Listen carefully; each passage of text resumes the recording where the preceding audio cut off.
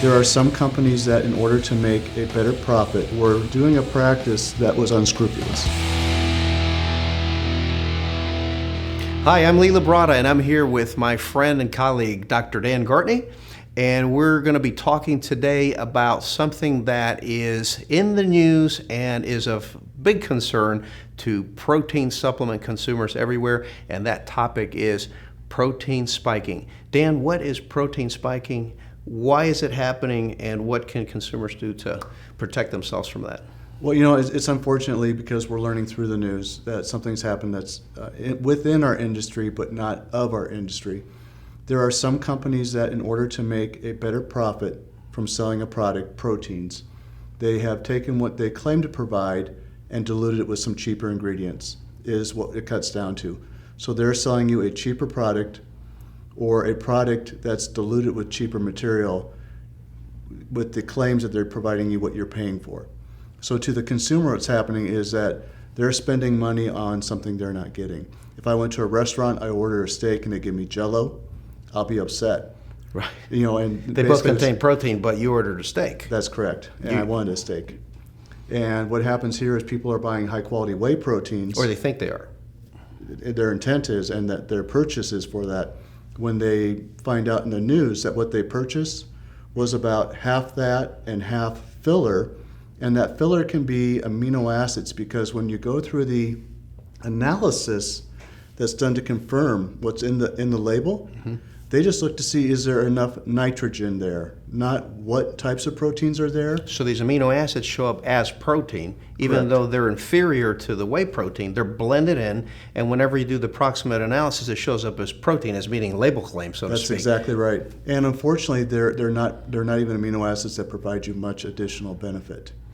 So like I know sometimes for my protein I'll add leucine, but I'm adding leucine because that's a high value amino acid. Right. They aren't adding leucine; they're adding the cheap amino acids. Like glycine's one that's listed in the lawsuits. And so they're inexpensive amino acids. They're very inexpensive. If you went to go buy a BMW and you found out that it had a Chevrolet Cruze engine in it, you'd be a little bit upset. Well, some people like Chevrolets, but but not when they're buying a BMW. Exactly. You want to make sure that you're getting what you pay for, right. In other words. So what are some of the things that consumers can do to look out for protein spiking? Well, if you want to look and see what proteins were named in the lawsuits, you can certainly search it through an internet search engine.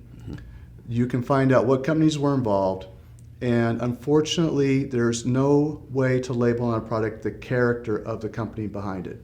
So you need to really kind of stick with companies that you can trust or have proven themselves through analysis, or at least the ones that have not been caught.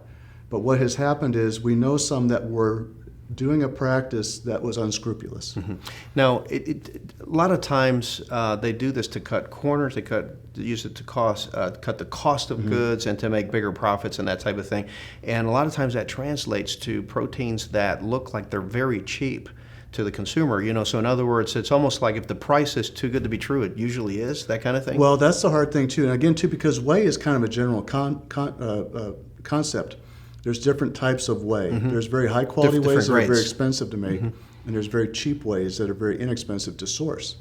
And when you say you're having even an equivalent whey, but I've got bargain basement whey that's cheap, and it's a bargain basement level, but to the consumer what they're looking at is, in my mind, equivalent products, here's cheaper, I'm buying that one.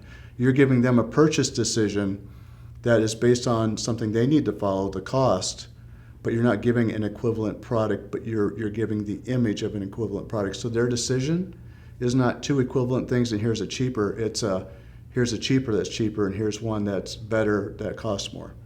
And that would be something they need to weigh in their mind accurately, and they're not being provided that opportunity. So stick with brands you can trust, and a lot of times if the price is too cheap, if it's too good to be true, it is, right? That's always been true. Okay, Dan, thank you so much.